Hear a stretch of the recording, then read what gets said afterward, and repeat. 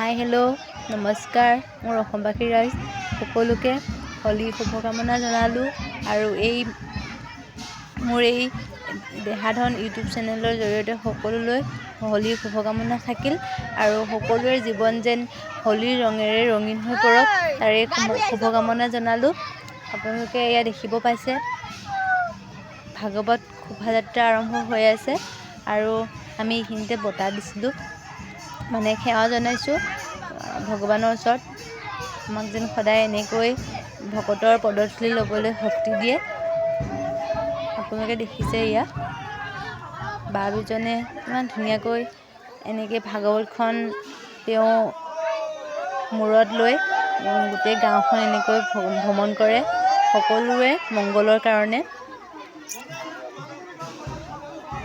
মানুহ ভগৱানৰ ওচৰত দিবলৈ আমাক কি আছে, গতিকে এগছি তামোল পাণেৰে আৰু ধূপ ধূনাৰে আমি ভাগৱতখন সেৱা জনাইছোঁ। দেখিছে সকলোৱে হোলীক কেনেদৰে উদযাপন কৰিছে।